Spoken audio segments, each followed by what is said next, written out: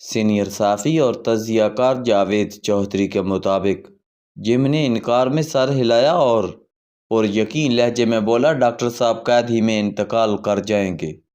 تم لوگ انہیں کبھی سڑک پر چلتے پھرتے، لوگوں سے ملتے، ہاتھ ملاتے، کہکا لگاتے اور لوگوں کو آٹوگراف دیتے نہیں دیکھو گے۔ وہ خاموش ہوا، اس نے جیب میں ہاتھ ڈالا، ٹیڑھا میڑھا سا سگریٹ نکالا، سگریٹ ہونٹوں کے ساتھ چپکایا، لائٹر جلایا، آگ کا شعلہ سگریٹ کے سرے کے ساتھ جوڑا، ایک لمبا کاش لیا اور مسکرا کر میری طرف دیکھنے لگا۔ میں حیرت اور شرمندگی سے اس کا چہرہ دیکھ رہا تھا۔ وہ آہستہ سے بولا، میں معافی چاہتا ہوں، میں نے تمہارے جذبات کی توہین کی، لیکن مجھے ڈاکٹر عبدالقدیر کا انجام اچھا دکھائی نہیں دے رہا۔ وہ دوبارہ خاموش ہو گیا۔ میں بات کو آگے بڑھانے سے قبل جم سے آپ کا تعارف کراتا چلوں۔ جم لوون امریکی مورخ ہیں۔ اس نے اسلامی تاریخ میں پی ایچ ڈی کر رکھی ہے اور آج کل وہ برصغیر پاک و ہند کی تاریخ پر تحقیق کر رہا ہے۔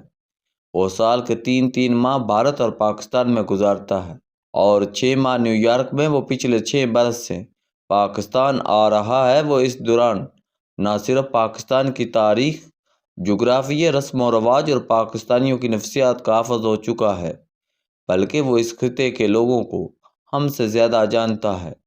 وہ گزشتہ روز میرے پاس آیا اور اس نے مجھ سے پوچھا، ڈاکٹر عبدالقدیر کے بارے میں تمہارا کیا خیال ہے؟ میں نے فوراً جواب دیا، ڈاکٹر صاحب تمام پاکستانیوں کے ہیرو ہیں۔ اس ملک کا بچہ بچہ ان سے محبت کرتا ہے۔ جم نے ذرا دیر سوچا، اس کے بعد پوچھا، ڈاکٹر کا مستقبل کیا ہے؟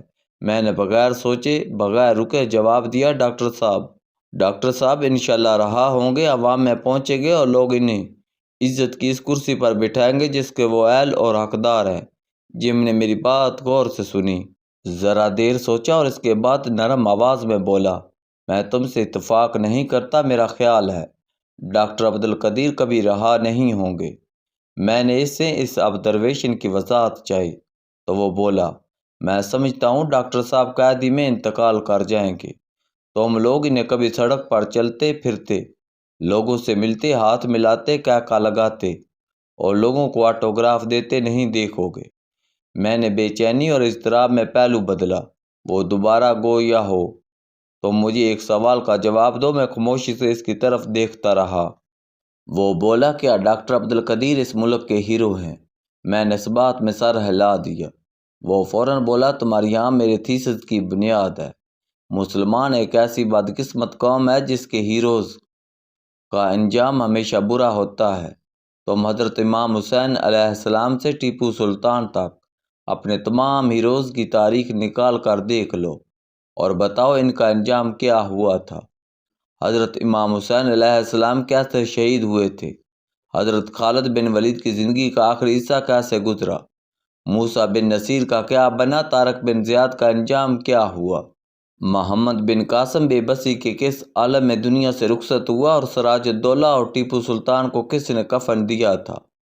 یہ صرف چند مثالیں ہیں۔ تم مسلمانوں کی تاریخ غور سے پڑھو۔ میرا دعویٰ ہے تمہیں اپنے تمام ہیروز اسی انجام کا شکار ملیں گے، جبکہ ان کے مقابلے میں تم بدبخت، بے ایمان، ظالم اور سفاک بادشاہوں کو دیکھو۔ تمہیں حجاج بن یوسف سے امیر تیمور تک اور محمود غزنوی سے اکبر اعظم تک، اسلامی تاریخ کے تمام امر آخری سانس تک تخت پر بیٹھے اور بڑے بڑے عظیم و شان مقبروں میں دفن ہوتے ملیں گے۔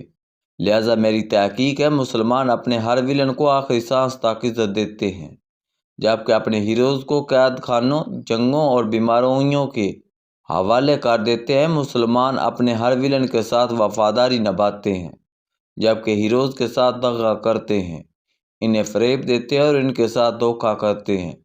میں خاموشی سے سنتا رہا۔ وہ بولا، یہ ایک پہلو تھا، تم اب دوسرا پہلو بھی دیکھو۔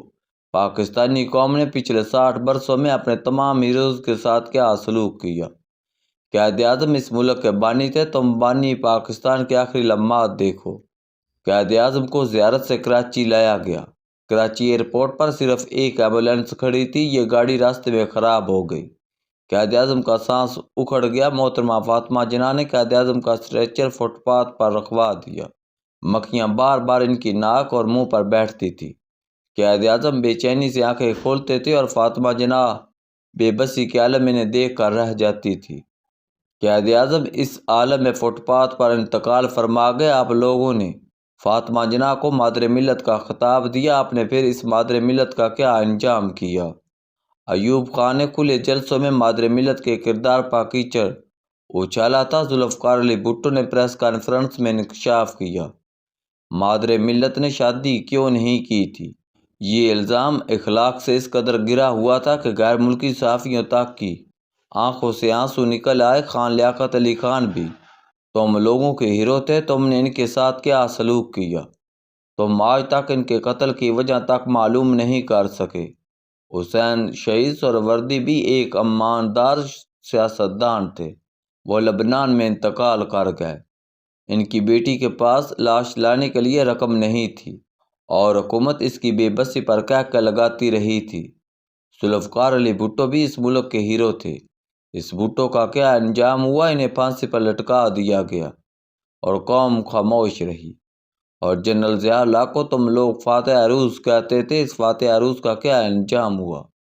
تم اپنی تاریخ نکال کر دیکھ لو۔ اس ملک میں ہر ایماندار، بااصول اور جرأت مند شخص خوفناک انجام سے دوچار ہوا، جبکہ بے ایمان، بے اصول اور بزدل شخص اس ملک میں آخری وقت تک اقتدار، عزت اور پروٹوکول سے لطف لیتا رہا۔